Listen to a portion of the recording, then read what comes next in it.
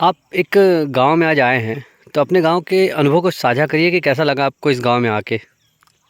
आज मैं इस अमिला धाम के रास्ते में एक झरिया जगह पड़ता है। हम्म। आज मैं वहाँ पे रुका और एक छोटा सा मुझे घर दिखा और यहाँ पे हम अपने साथ में आए हुए लोगों के साथ मैंने विश्राम किया। और यहाँ पे मुझे घर की बनी हुई दूध की खीर जो बिना चीनी की बनी थी मुझे बहुत टेस्टी लगा। यहाँ पे मैंने पकौड़ी का भी टेस्ट किया जो कि घर के चने से बनाए हुए बेसन द्वारा पकौड़ी बनाया गया, जो एकदम नेचुरल टेस्ट मिल रहा था, जो हम लोगों को बाज़ार में संभव ही नहीं है, बिल्कुल संभव नहीं है। अच्छा, मुझे बहुत अच्छा शहर की लगा। आबो हवा में जहाँ चिंताएं रहती हैं और यहाँ पर बिल्कुल शांति है, तो इन दोनों के बीच फ़र्क क्या देखते हैं आप?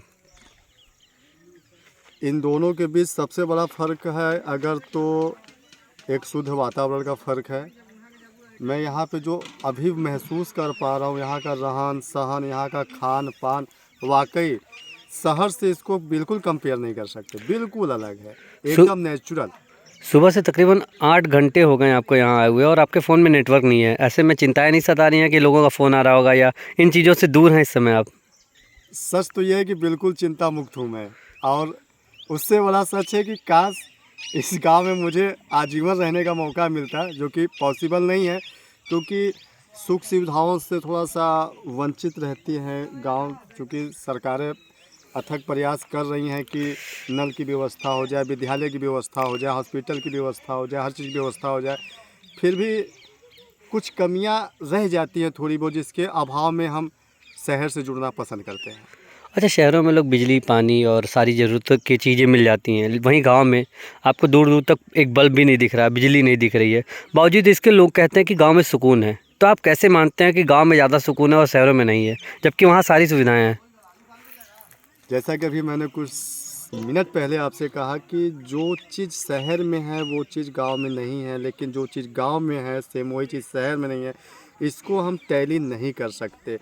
और एक बड़ी चीज़ मैं कहना चाहता हूँ आपके इस सोशल नेटवर्क के माध्यम से कि मेरी हार्दिक इच्छा है कि गांव को अगर गांव के जैसा ही अगर रहने दिया जाए तो बहुत अच्छा होगा।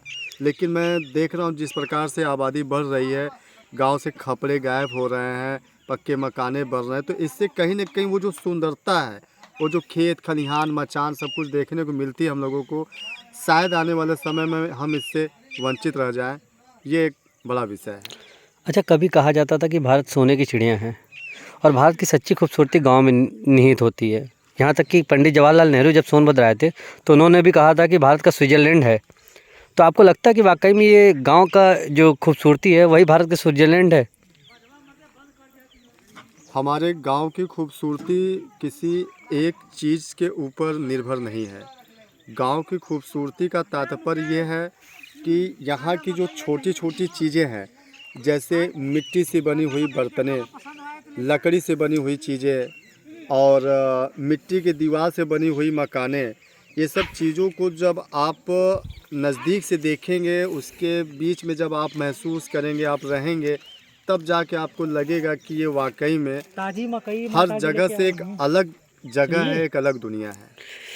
अच्छा, एक बात बताइए, गांव में सुविधाएं कम है, बावजूद इसके गांव के लोग कम बीमार पड़ते हैं, जबकि शहर में सारी सुविधाएं होने के बावजूद BP, high blood pressure, diabetes और न जाने कितनी बीमारियां लेके चलते हैं। इसका क्या कारण है? मैं इसका जवाब अगर कोरोना काल से जोड़ के दूं तो शायद मैं सही हूं। कोरोना काल में आपने देखा होगा कि शहरों में जिस प्रकार से इस बीमारी का प्रकोप बढ़ा था, उसके अपेक्षा गांव में इसका प्रकोप बहुत कम था।